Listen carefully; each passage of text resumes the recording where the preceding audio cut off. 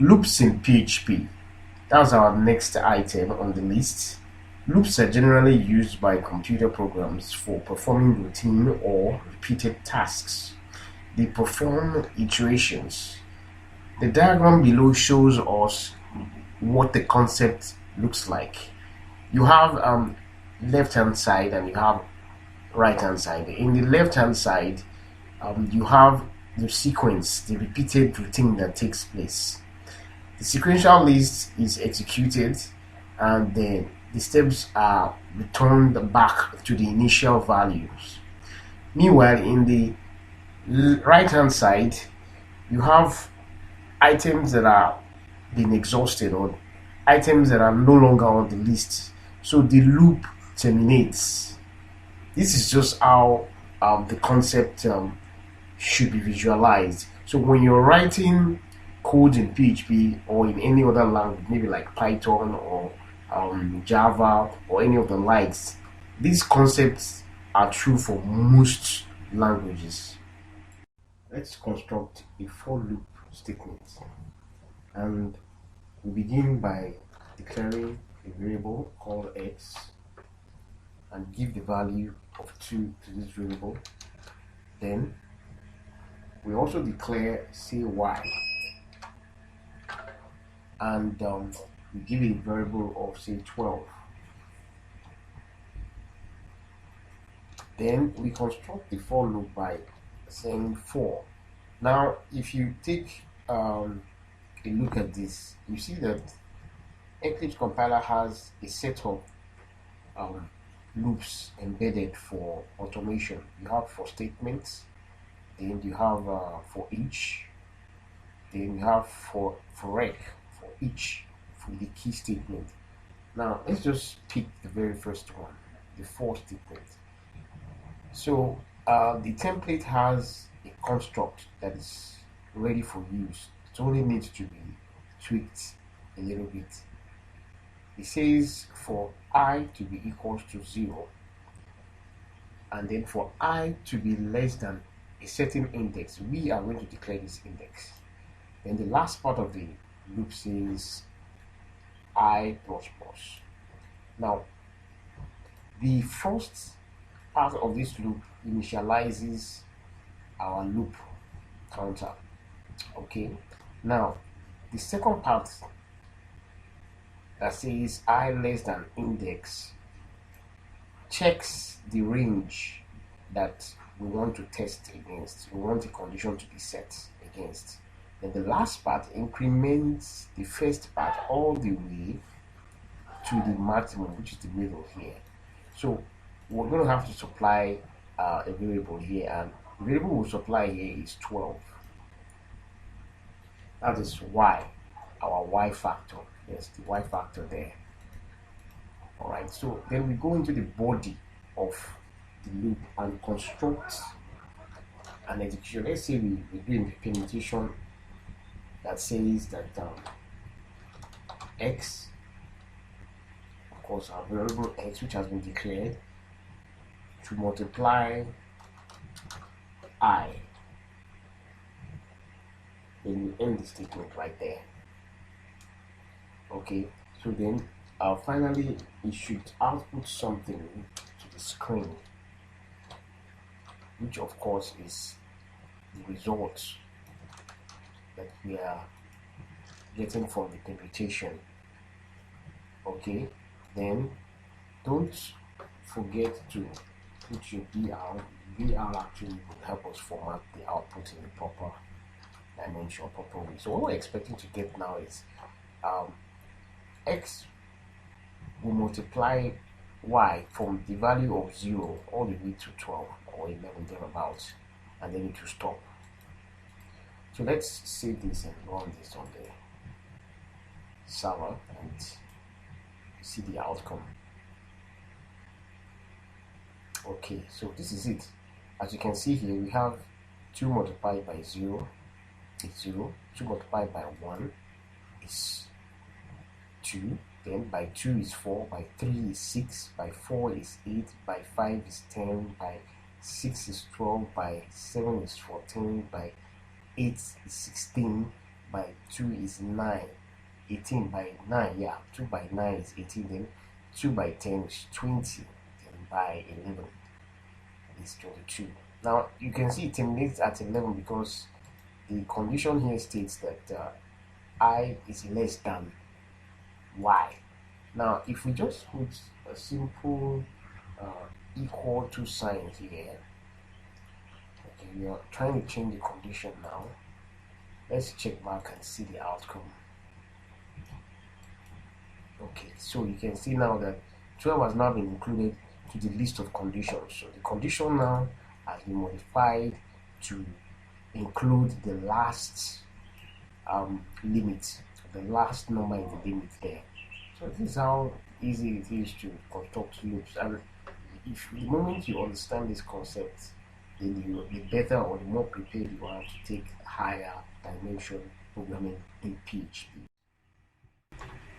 So while loops is conceptualized with the illustration of this diagram, while specific tasks are true in PHP, then a sort of left-hand side event takes center stage, and the sequential list of tasks to be performed is initialized, and it is repeated, goes through a loop, just like you see the square loop there, until it is complete. And as soon as it's complete or it stops executing, then RHS takes center stage while the specific tasks are not in execution. And of course, that terminates any running program. This is how we implement a while loop. Okay, with our script, we open, of course, I wouldn't want us to go over how to create. I believe we're all getting along with using Eclipse. So we create a file named while loop, which of course is open on the screen now. Then we code and declare z as a variable. Let's declare z as let's say 0, and then let's declare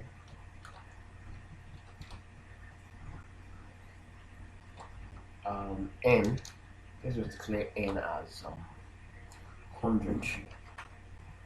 So we want to demonstrate the while loop. So here we declare the while, and then with the conditions we want to execute on the screen. So we say this is z. Let's make this z, and then this is z is less than 60. Okay, then we open our braces for computation. Okay,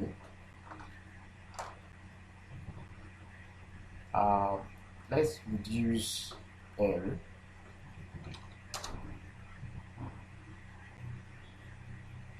Let's reduce n, and then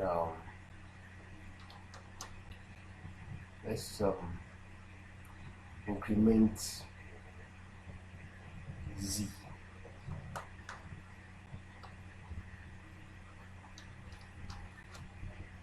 Okay, then we should now echo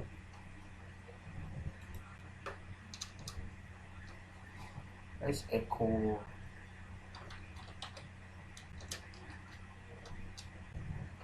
iteration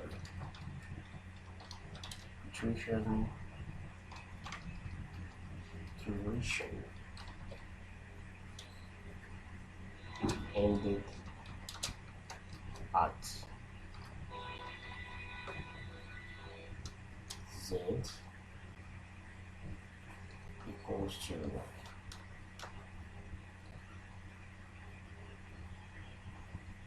z and n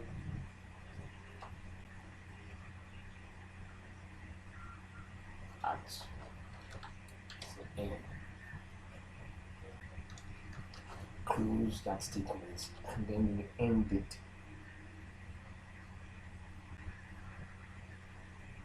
Okay, So let's run this script now and see what it gives us. Now what we've simply done is this: z was initialized to 0, n was initialized to 100. Now we now said within the loop, the condition within the while loop, this while loop says that while z is less than 60, n should be reduced, and that's why you see this minus here, n minus minus. That shows reduction. Then z should be incremented. Z is 0, so we're expecting it to be incremented.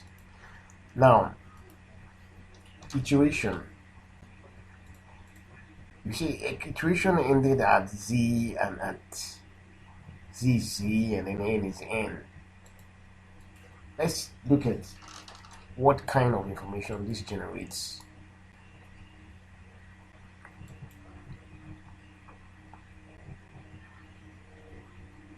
Okay, so now iteration ended at z as 60, n as 40. So what this script has achieved now is that it has reduced, incremented n all the way to 60, and it has also reduced n. Okay, that's the n all the way down here by 60. That's why we have 40, and it incremented z by 60. So this is how simple while loop is in PHP, and the condition here is z is equals to 60. Okay, so ensure you understand this, and in the next future tutorial I'll be demonstrating much more complex combinations of this. Noteworthy is the break loop in PHP that specifically is used when tasks or jobs in algorithms are interrupted during runtime. So when it is interrupted, the left hand side takes prominence or an active state and returns 0, while the loop is immediately terminated. Meanwhile, in the right hand side, while the sequential list criterion has been decided and is active, the loop is activated and the conditional algorithm remains continuous. Let's now take a look at break statements. How we can see break loop statement in action. Right, so we declare a variable, call it x, and give it the value of 0. And then we use the while statements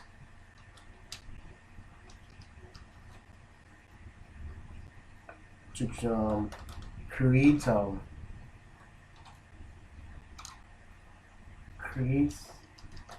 range, say x less than 10.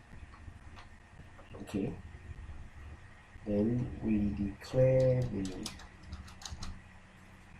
loop itself and say let's increment the value of x. Okay, so we've increased x, incremented x. The next thing we're going to do is make a statement. Say if bracket open, if x is equivalent to 15, okay, then break.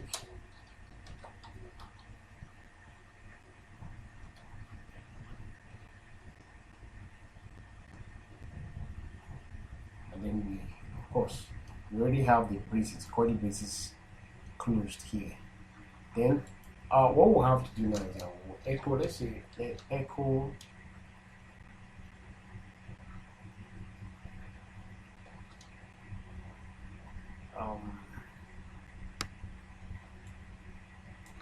say 15 here, 5, echo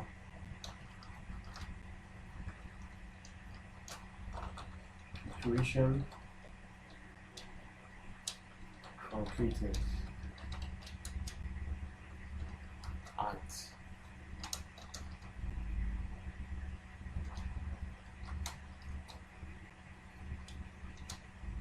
x equals to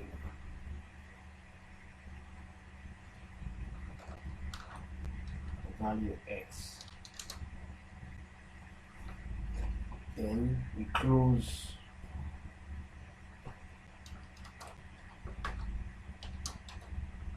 statement using semicolon.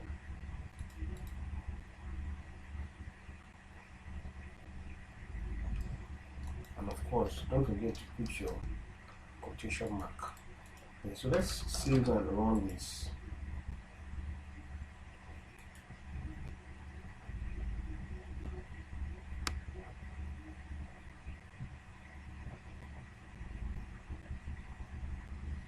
Okay, you can imagine now we say iteration truncated at x is 1, x is 2, all the way to 14, and 15 was left out. Okay, let's just put this here, see, not truncated at this, and let's say we put 10 here.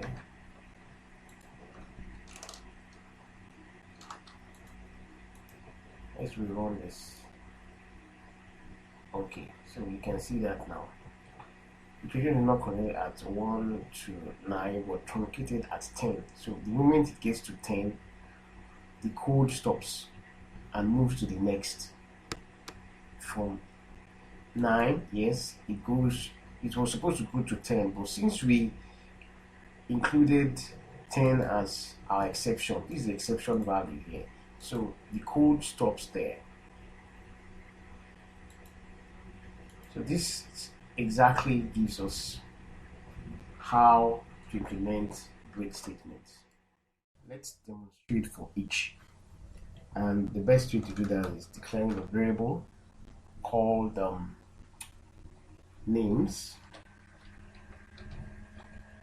and then we declare an array of names.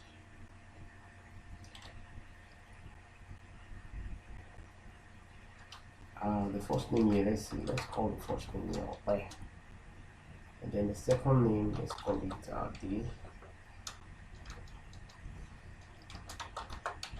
D, and then the third name, let's call the third name BP, and we of course close the statement. Okay, so then the next thing we're going to do now is that we're going to use for each, and here is how we do that. For each,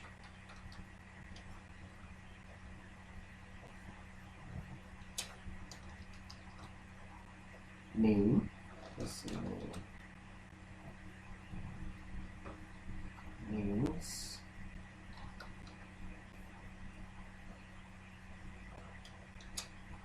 as value,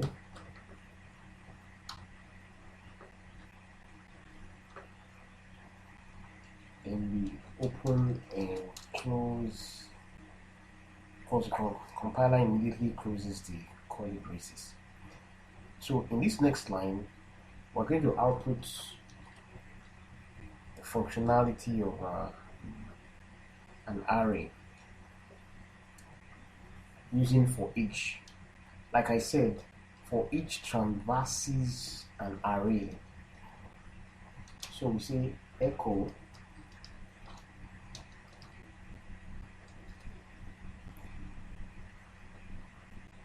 value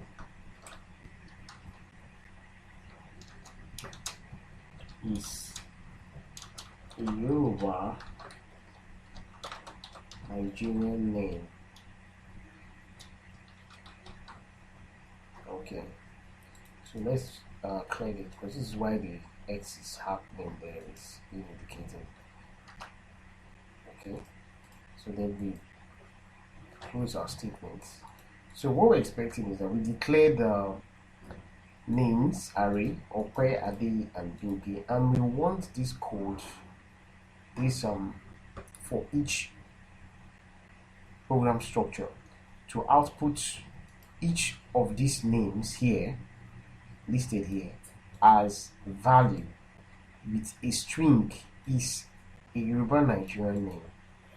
Let's save this and see how that runs on our output. Okay, so you can see that it is already outputting what we want. We just need to clean it up a bit. Let's go back to the code and put our break. The use of break comes in handy in these scenarios. Okay, let's save that, then go back to the browser and run. Okay, so this is what we are trying to construct. It says here that Ope is a Yoruba Nigerian name, Ade is a Yoruba Nigerian name, Binke is a Yoruba Nigerian name. This is how effective for each does. Like I said, for each traverses an array. Now, the names have been declared. For each just takes them as a single variable called value and processes them out with just a single line of code. And that's how simple it is to implement for each loop in PHP. Now, switch case loop in PHP is case-based in the sense that it is when a case is true that the statement is executed. And the cases might be series, they might be in read numbers, maybe 2, 3, 4, 5 or more. So for each of these cases that is true, a statement, only one statement is executed. This is the basic fundamental of switch case looping PHP. And if none of the cases are true, then a default statement is executed. Let's quickly look at the case structure. First of all, we declare a variable called country.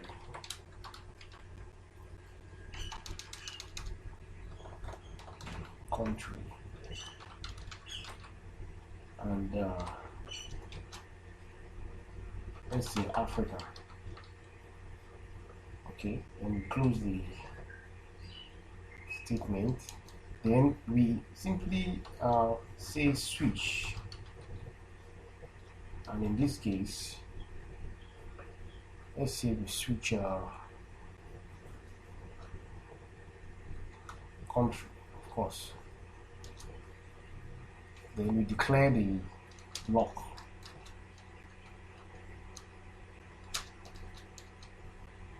Okay, now we can start the case construction. So the first case, let's say case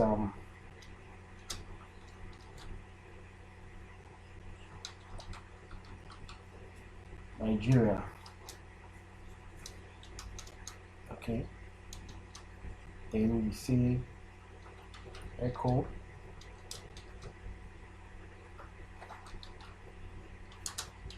then Abuja.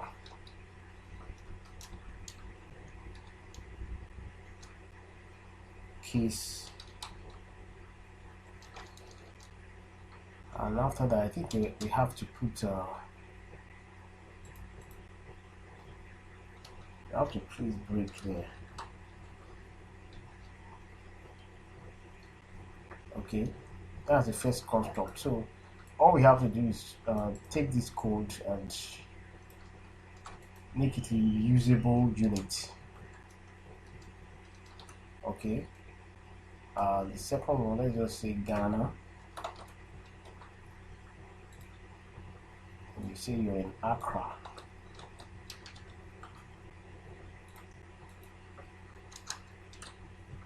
Then let's say Kenya, and then you say Nairobi.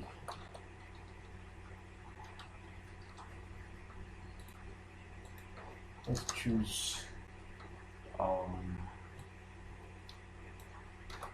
Sierra Leone. Let's if you're right about that, then you see Freetown. Then we say South Africa, and then we say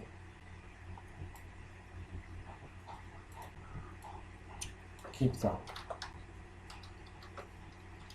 Okay, let's just wrap it up there. Then we do the default. We need to make a default construction. Default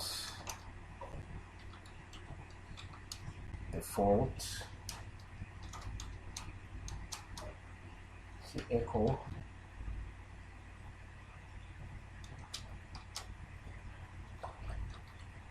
you're not in Africa,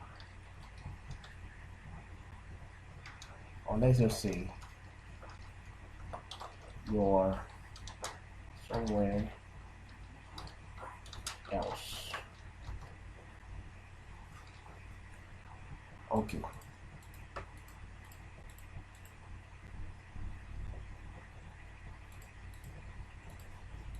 Alright, so let's just test this and see. Right click, we run on the server, save. Okay, you're somewhere else. You can see that, and that comes up because that's the default construction in the code. You're somewhere else. Otherwise, if we decide to change this to say Kenya,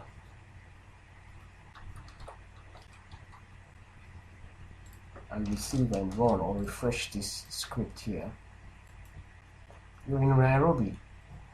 So the code simply takes the country variable and then passes it, like goes through each of the case and then the necessary or corresponding output. Since we selected Kenya here, definitely it's going to output you're in Nairobi. And should we change it to Sierra Leone, then the output will be you're in Freetown. Okay, if there's anything in this place that does not match any of these, this is what you're going to see, you're somewhere else.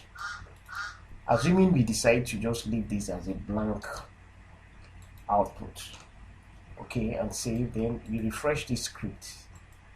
You see, it says you're somewhere else.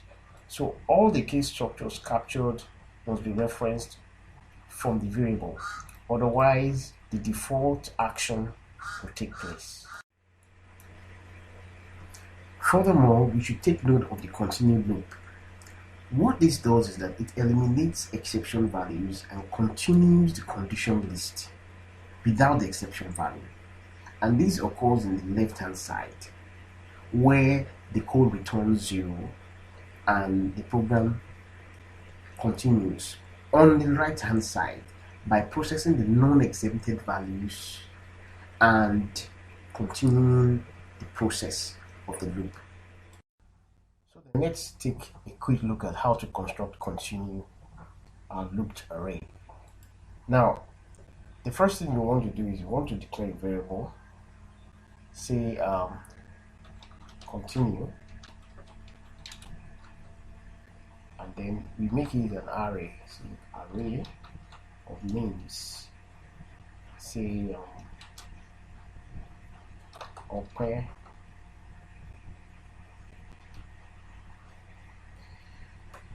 then UK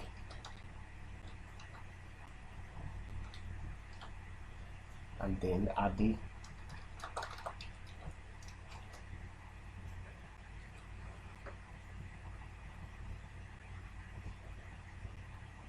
Then of course let's just put an extra name there, say Salah.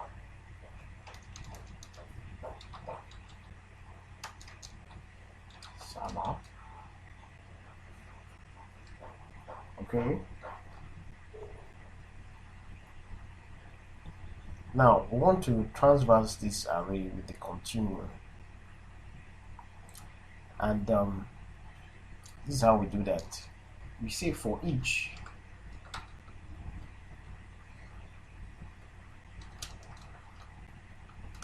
continue as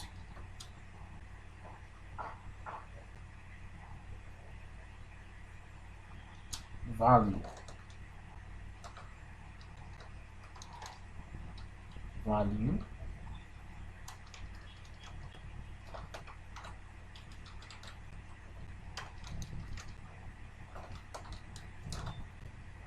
yeah, that's supposed to be $value. Then we close the braces, and then we say if value is equivalent to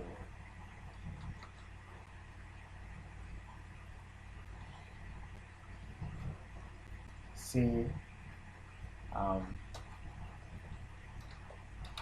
Salah, let's encaps that.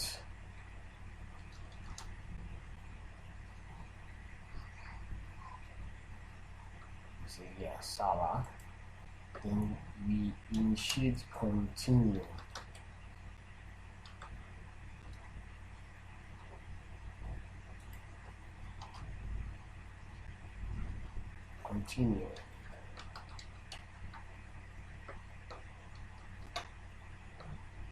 Okay, so then let's say finally we input echo to output the value that you're working on. Say continue.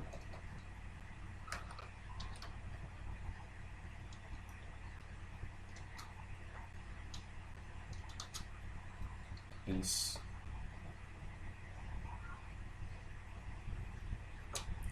continue.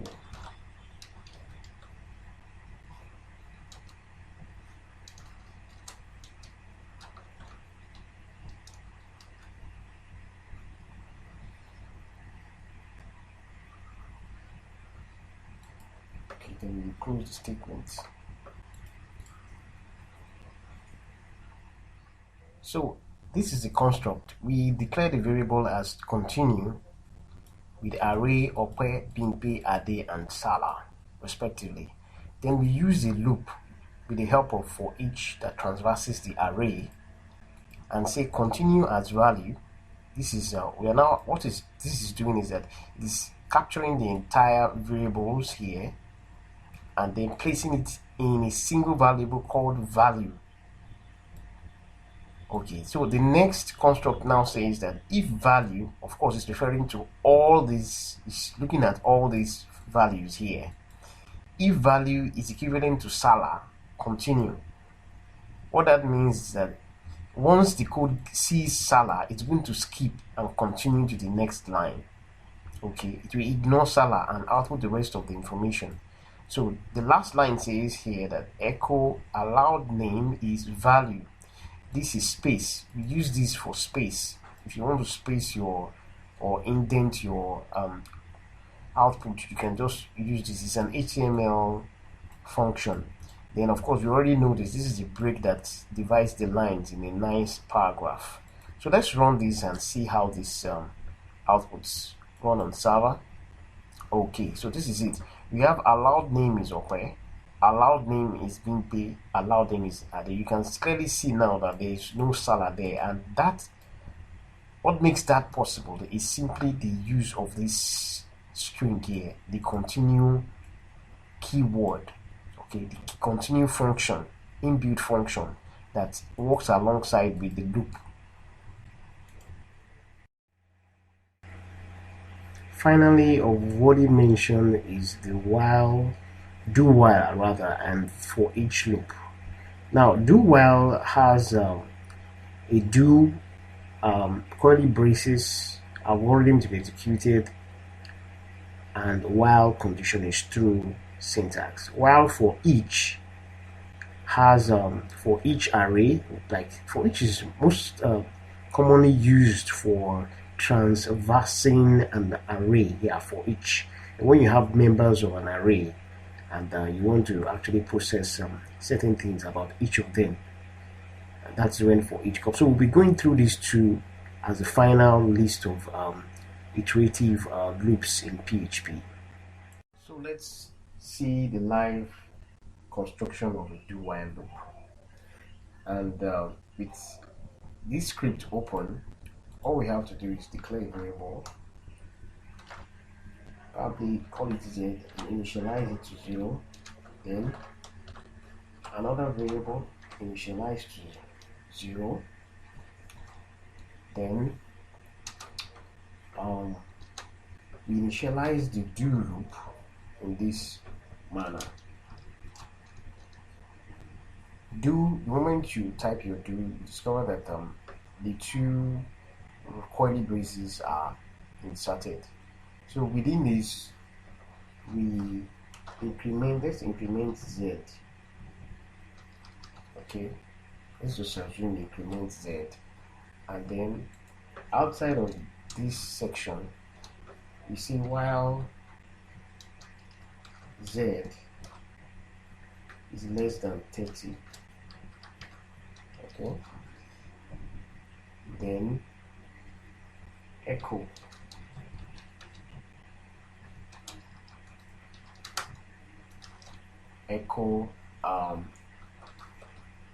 iterative loop ended at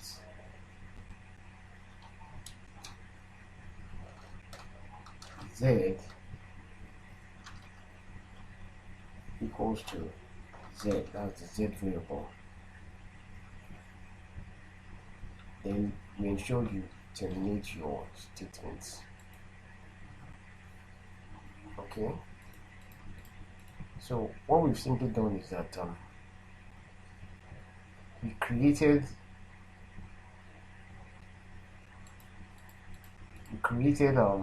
two variables, z and y, and we told the script to process do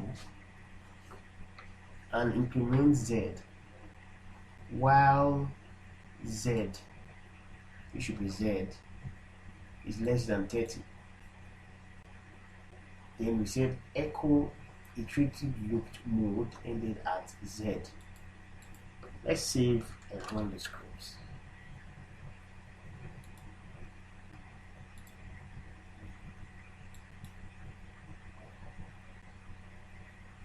Okay, so iterative loop stopped at z equals 30.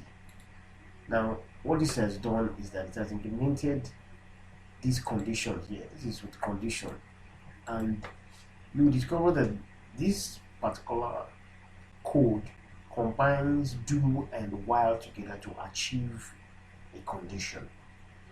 And